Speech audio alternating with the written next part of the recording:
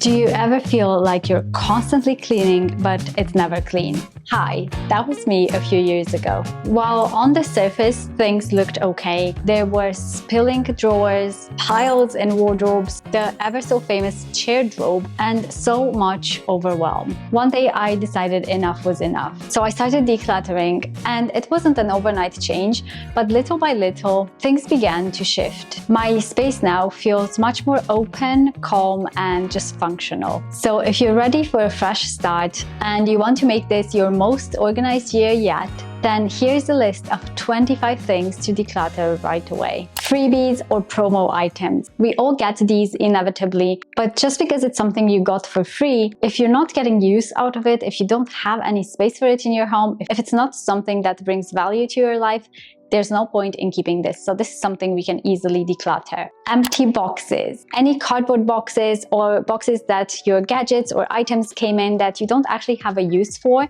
it's really best to let them go. Because the thing about boxes is they take up so much space in your home. Things like an iPhone box, the box your Hoover came in, all of these boxes can go. Books that you don't read, or maybe it's books that you have started reading before but you didn't actually vibe with, so you just left them there. Or books that you haven't even started because you realized actually you're not that interested in them. Maybe it's books you have completely read, but you're not planning on rereading again because you just don't like them that much. There are so many places that can take your books either for a little bit of money in return, like for example Zifit. You can sell them on Vinted, or you can donate them to somewhere local. Clothes that don't fit you. These clothing items can make us feel really bad about ourselves because they remind us of, a version of ourselves that maybe we were in the past and we're not anymore, and all of these negative messages they bring can just have a really bad negative impact on our mental health. So sometimes it's best to let go of those items. Maybe if it's like maternity or postpartum items and you're in a season of life where your weight fluctuates a lot, then it might make sense to keep some of those items. But I think keeping wardrobes full and stuffed of items that don't actually fit us is just a big disservice to ourselves. Shoes. In my books, anything that's not comfy, doesn't fit, is too worn out, all of those items can easily go. And for most of us, we have way more shoes than we probably need. And so this was one category where I definitely decluttered quite a lot myself. Socks without pairs. One thing I have found really helpful is to get the majority of our socks in the same color. So a pack of all the same 5 or 10 pairs of socks, so that even if I misplace one of them, I still have a pair somewhere in there. So that's a good trick to use, but if you have loads of mismatched socks, just get rid of the ones you don't need anymore, or maybe use them as cleaning cloths, but there's no point keeping them in your wardrobe and rummaging through them every time you get dressed in the morning. Expired beauty products is something that we probably don't want to be putting on our face. Now, depending on the product, it can last a bit longer or a bit less. They usually have an expiry thing on them. So within 6 months of opening, 12 months, it kind of depends on the product, but anything that's expired is best to let it go because it's probably not going to be great for your skin and your face in general. Expired medicine as well is something I've actually gone through recently myself, and we did have a few things in there that were expired, and those are just so easy to let go of because obviously you have no use for them anymore, they're not good for you, and so it's just easy to declutter those. Toxic candles is something I kind of became aware of a few years ago, and since then I have switched to non-toxic candles. My personal favorites are the pot candles, but there are loads of them out there. And when you start reading about toxic candles and what an effect they have on you, on your health, on your lungs, on the children in your home, and also on the environment,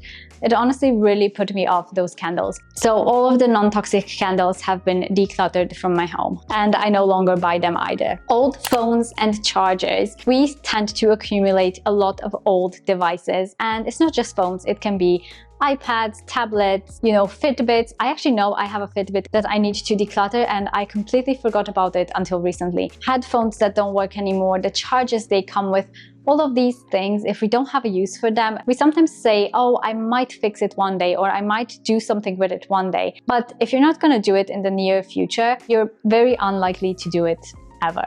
So it might be best to just get rid of those and clear up some space in your home. Emails and spam is something we all get bombarded with nowadays. Are you an inbox 0 kind of person, or are you an inbox full kind of person? Let me know in the comments.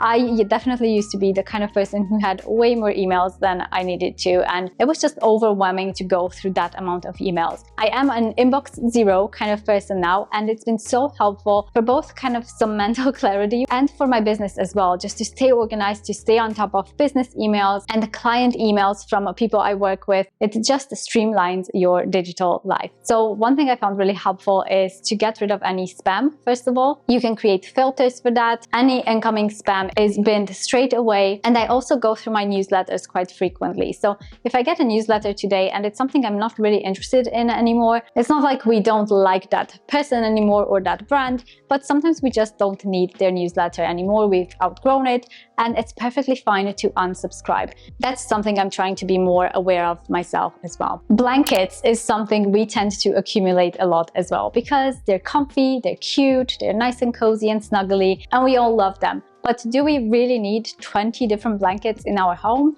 Probably not. And they're also quite heavy and bulky, and they can take up so much space. So instead of trying to look for more storage space for all your blankets, I would try to ask myself, how many blankets do we need? Like, how many people are in our family? For us, it's 4. I don't even know if we have 4 blankets. I think it's just 3 at the moment. But we absolutely do not need mountains of blankets in our home. And towels is quite a similar one. We do tend to keep more towels than we realistically need.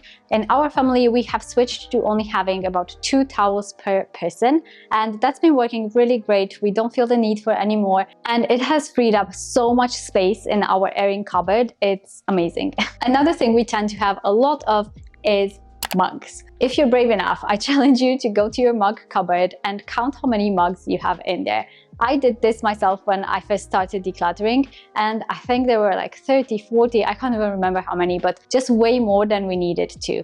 I think now we have about 12. I just haven't found a need for more, because realistically, how many people do we have visiting us at one time that all require hot beverage drinks? It's probably not more than 12, at least not in our case. And so decluttering mugs can also create a lot of space in your home. Tupperware that's either unused, that's got missing lids, any of those can go from our kitchen. In our home, we have made the swap to mostly glass containers for our food, just because I know it's a bit healthier for you. And we've also pared down a lot the amount that we have, because realistically, we do not need so many containers for our food on a weekly basis. Any broken umbrellas are just such an easy one to get rid of, because most likely you don't have a use for it anymore, and so that can be an easy win here. Outdated manuals or warranties. Of course, there are some warranties that you still need to keep for things you just purchased recently, but if there's anything that's expired, if there's something you bought like 5 or 10 years ago, you probably don't need anymore. And I would also look through the manuals that we have. We do have some manuals that we keep in one folder that